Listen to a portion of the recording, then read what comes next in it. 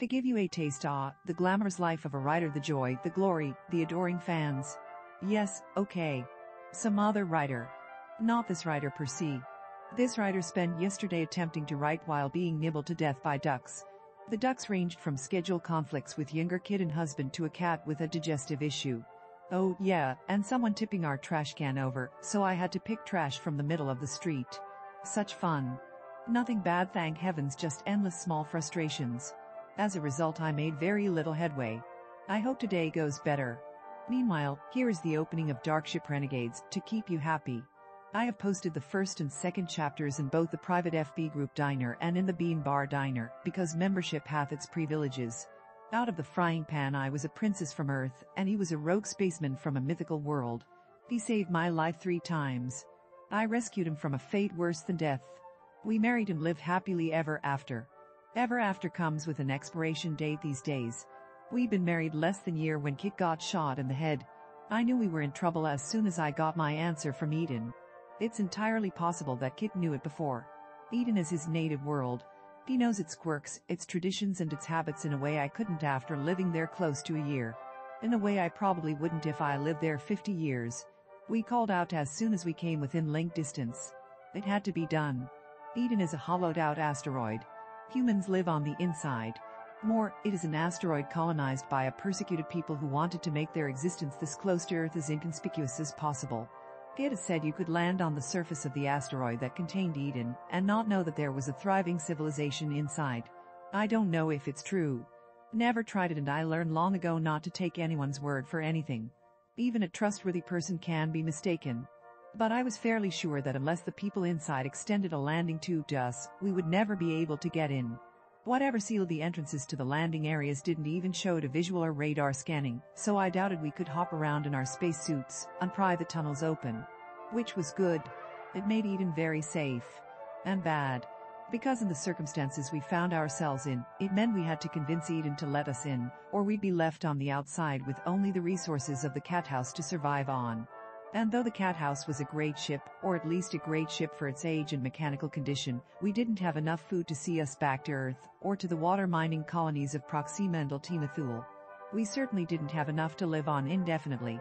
So, no matter how much trouble we were in, and even though Eden might shoot us out of the sky, we had to tell them we were here. And we had to ask permission to land. My heart was beating somewhere between my esophagus and my mouth as we did the final approach to Eden.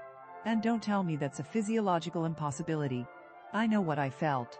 Given just a little more nervousness, my heart would jump out of my mouth and flop around the instrument panel like a fish. But I looked composed and calm because there was no point disquieting Kit, whose fingers danced on the keyboard with the practice of the many years he'd been trained to and flown in and out of Eden. I took a deep breath and told myself that these were not the last moments of my life, and Kit reached for my hand and squeezed it hard, while his other hand pressed the comm link start. Cat Christopher Bartolomeu Sinistra and Nav Athena Harris Sinistra, piloting the cat house on behalf of the Energy Board. I request permission to land. There was a silence from the other side, long enough for my heart to almost stop. Eden didn't have to let us in. As a world, Eden was so paranoid that if it had been a single person, it would have been living in a compound with secure entrances, keeping multiple weapons trained on each entrance, and have an option all arranged, so that if all else failed and his enemies got in, he could blow himself and them to kingdom come. Only, Eden was not pathological. Paranoia is a perfectly well-adapted reaction to everyone being out to get you. I swallowed hard and told myself that if Eden didn't want us, we'd find our way elsewhere. Even then I knew I was bluffing. And all that kept me from shaking was the impression of Kit's mind, warm and amused. Not words. We could mind talk, an ability bio-engineered into pilot and navigator couples in his world, and engineered into me for a completely different purpose. But when there were no words, there was occasionally a feeling, and sometimes a feeling was all you needed. Whether the feeling was real or projected, I didn't know. I managed a half-smile in his general direction, as the voice of Eden's dock control crackled over the link. The cat house is more than 6 weeks late. It has been entered in the roll of losses. Cat Christopher Sinistra and Nav Athena Sinistra are dead. Not really, I told him, while my heart hammered wildly, and I felt almost boneless with relief. I hate bureaucracy as much as anyone else, but not nearly as much as I hate exploding. That they were talking instead of bombing us was a very good sign. Only late. You cannot be late. You only had fuel for a 4-month trip. 3 weeks later you'd be out of reserves and dead. We were down on Earth, I said and grinned, a grin he couldn't see, but might just sense from the tone of my voice. The grin was half to reassure myself. For 3 centuries, before my arrival here, Eden had managed to hide its existence from Earth so well that, despite a few hundred trips each month to steal power pods from the biological solar energy collectors orbiting the Earth, they had become mythical down there, the dark ship thieves. Like fairies and elves and gnomes were talked about but never glimpsed. For all those centuries, the instructions had been for any ship captured by Earth to destroy itself.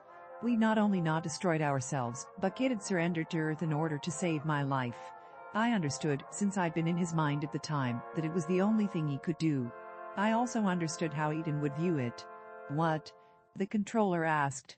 Kit cleared his throat. I could see him reflected in the almost completely dark screens in front of him, his eyes bioengineered for piloting in total darkness, looked like cat eyes, glimmering green and very wide open, in worry. His calico-colored hair, a mutation caused by the same virus that had given him the eyes, superhuman coordination and speed of movement, contrasted with his normally pale skin, which had gone yet paler.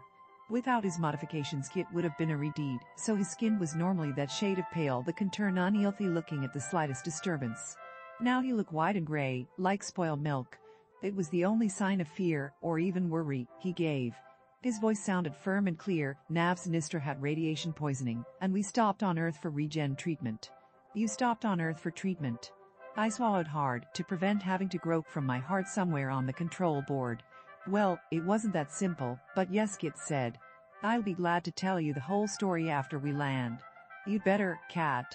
He pronounced Kit's rank as an insult.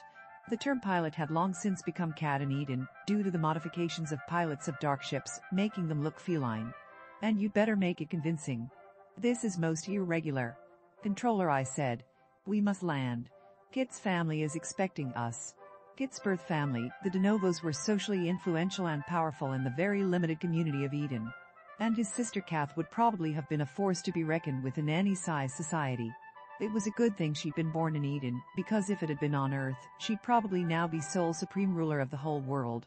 This was slightly more difficult to achieve on Eden, which had no rulers of any sort, much less supreme ones. Another silence, and the dock controller's voice sounded dour as it came back. Navigator Sinistra, if you delayed your collection run for personal reasons, you have to know that the Energy Board will fine you for the delay in supply, and all the boards will want to interview you for potential breaches of security. Also, I know, Controller. Now, could you give us a dock number, please? Before I go crazy and just give my cat instructions to dash at Eden in the area of the landing control station.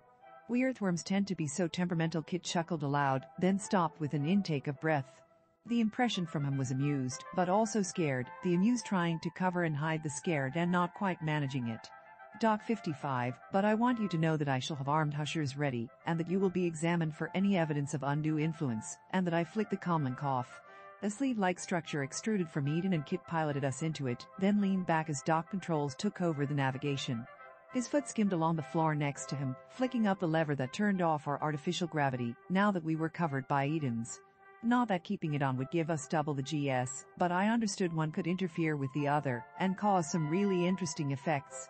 It wasn't until our ship was settling into one of the landing bays that he released the seatbelt that crisscrossed his chest, and, without letting go of my hand, got up and said, "You know, you really shouldn't have taunted the controller." If you like this content and want to support this channel, the blog, and Sarah's continued writing, please like and subscribe. If you really enjoy the content, please come and join the fun at accordingtohoyt.com.